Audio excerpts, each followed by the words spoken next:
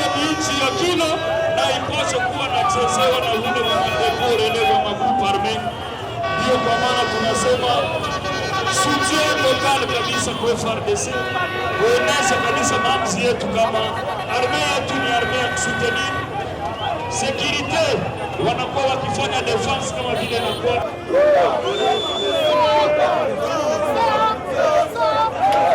Nous voulons la paix, nous ne voulons pas de guerre dans notre pays. Le président Kagame, nous te disons vraiment, si vous êtes vraiment le président, veuillez laisser notre pays. Nous voulons la paix. Nous sommes derrière le Tunashia batuko mukolere visirani sana sababu tena bale banatuendelea kutufuatilia juu ya nchi yetu. Watu wetu tunakuwa na probleme nabo gani? Na Mungu yeye pekee ndio tunaviachia na tutakuwa na nguvu ya kuwakimbiza partout kote kwenye watapenda waingilie. Bien évidemment, vous savez, aucune armée au monde ne peut remporter une guerre sans le soutien de son peuple et de sa population. Donc cette démonstration de force aujourd'hui va certainement booster la morale de nos vaillants militaires qui sont déployés au front, et ça va aussi consolider la solidarité et l'unité nationale entre les peuples congolais. Mémorandum de force vive et sociale du Sud Kivu adressé à son Excellence Félix Antoine Tshisekedi Tshilombo, président de la République démocratique du Congo, chef de l'État, commandant suprême des forces armées de la RDC à Kinshasa. Excellence, Monsieur le Président de la République, nous avons l'insigne honneur d'approcher Votre Excellence afin de vous soumettre le présent mémorandum reprenant les cris et doléances des Congolaises et Congolais de partout à travers le monde. Excellence, Monsieur le Président de la République, point n'a besoin de rappeler à votre autorité que c'est depuis 1996 que notre pays, le Congo, connaît des guerres récurrentes, interminables et aux conséquences aussi désastreuses qu'incalculables pour les populations dont vous avez la charge. Des guerres nous imposaient presque toutes de l'extérieur. Des guerres nous concoctaient dans l'unique objectif de mettre la main sur nos immenses richesses, dont le minerai, tant prisé par les pays voisins et les puissances internationales. Ces guerres à répétition ont déjà suffisamment endeuillé notre population, avec un bilan effrayant avoisinant 10 millions de morts. Des centaines de milliers de femmes ont été et continuent à être systématiquement violées, les viols étant utilisés ici comme une véritable arme de destruction méchante et massive. Excellence, Monsieur le Président de la République, depuis 3 décennies, le peuple congolais de l'Est vit au quotidien dans un climat d'insécurité totale et de guerres interminables.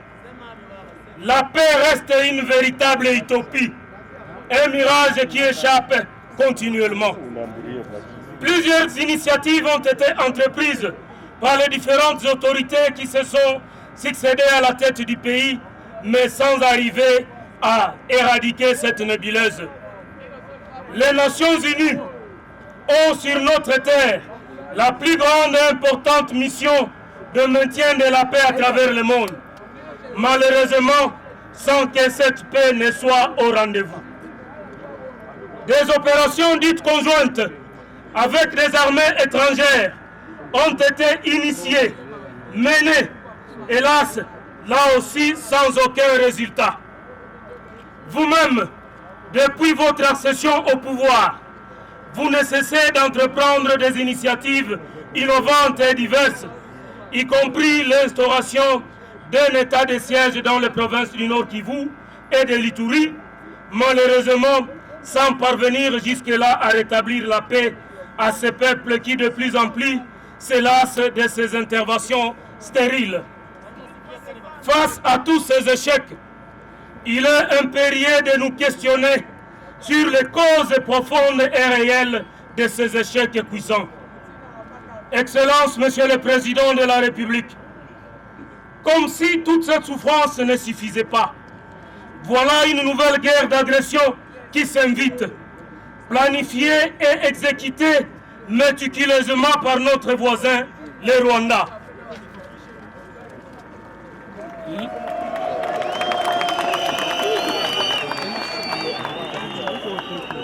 Le Rwanda, ce pays qui a toujours eu des ambitions expansionnistes et des regards envieux sur nos richesses et ressources, n'est pas à son premier forfait.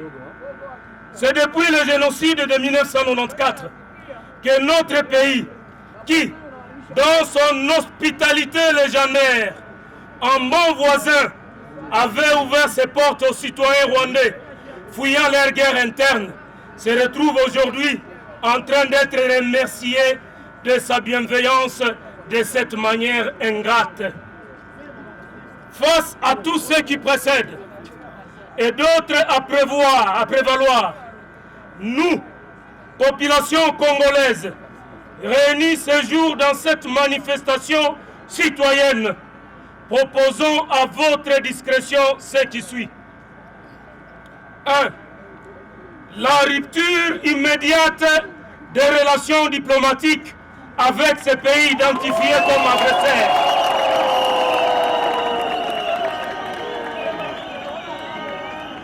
1. La rupture immédiate des relations diplomatiques avec ces pays identifiés comme agresseurs. Il ne sert à rien d'entretenir des relations diplomatiques avec un pays en guerre ouverte contre notre cher Congo. 2. La fermeture de toutes nos frontières terrestres.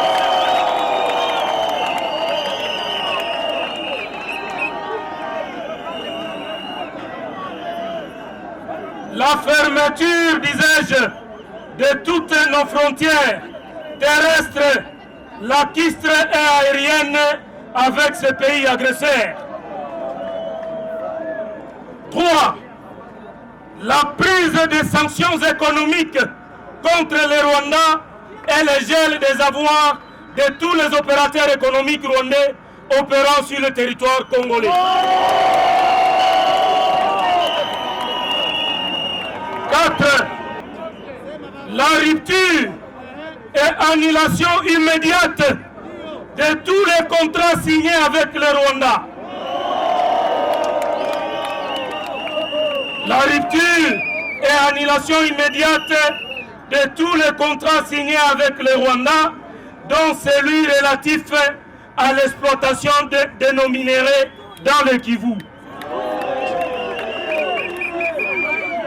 5. La cessation de tous les liens politiques, économiques, militaires et humanitaires avec le Rwanda. 6. La saisine des juridictions judiciaires internationales pour des enquêtes éventuelles contre les crimes graves commis par les agresseurs et leurs complices sur le sol congolais. 7. Votre implication personnelle afin que les recommandations contenues dans les rapports mapping soient mises en application. 8. L'instauration dès cette année d'un service militaire obligatoire à tous les finalistes du secondaire sur l'ensemble du territoire national.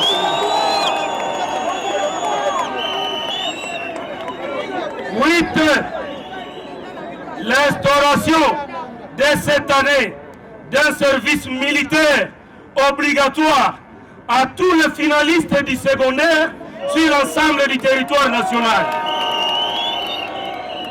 9. L'enclenchement d'une profonde et véritable réforme de notre armée nationale au travers l'élaboration d'une loi spéciale sur le statut du militaire et en mettant en place un processus de vetting objectif de ces éléments, en écartant de rang des FARDC tous ces militaires, officiers comme simples soldats, au parcours douteux et au sens patriotique incertain. 10. La dotation de nos FARDC de moyens militaires conséquents et dignes d'un grand pays comme le Congo. Notre armée a besoin d'équipements modernes de dernière génération. 11.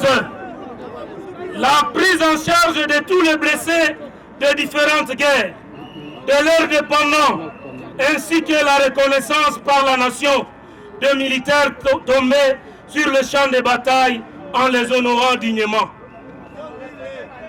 12.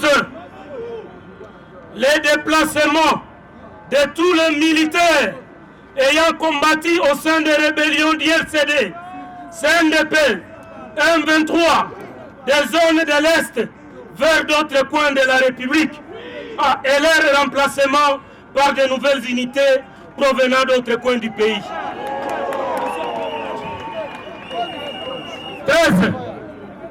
L'amélioration des conditions de travail des autres services de sécurité.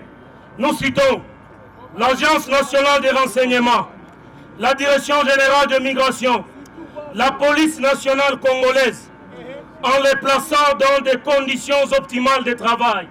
Car la guerre contre le Congo risque d'être une longue guerre et multiforme au vu de ce que regorge le Congo comme potentialité minière et matières premières amplement recherchées dans le monde entier. Il faudra s'y préparer avec anticipation. Excellence, Monsieur le Président de la République, de notre part, en de bons citoyens et des patriotes engagés, nous prenons les engagements solennels suivants devant la nation et l'histoire. 1. Ne jamais trahir le Congo.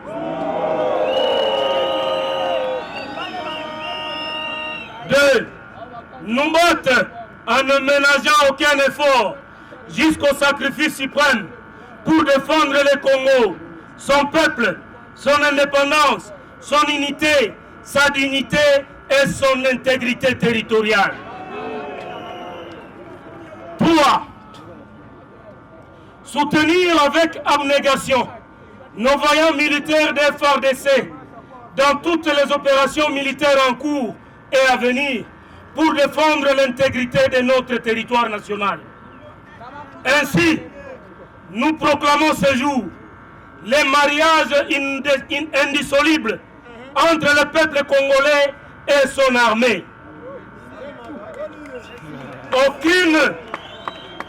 Aucune armée au monde ne peut gagner une guerre sans le soutien sans faille de son peuple. Ainsi, nous invitons tous les bons citoyens à solidariser avec notre armée par des collectes en vivres et non-vivres à travers cette vaste campagne de mobilisation citoyenne d'envergure nationale que nous lançons ce jour. 4. De boycotter dès ce jour tous les produits économiques rentables au Rwanda. 5. De privilégier le vivre ensemble et la paix dans la sous-région des Grands Lacs, et particulièrement avec nos frères et sœurs du Rwanda, les civils et petits citoyens qui n'ont rien à voir avec le régime insatiable et dictatorial du président Paul Kagame. Excellence, Monsieur le Président de la République, nous ne pouvons terminer cette adresse citoyenne sans reconnaître et saluer votre courage, détermination, ainsi que vos élançables efforts pour le retour de la paix dans notre pays.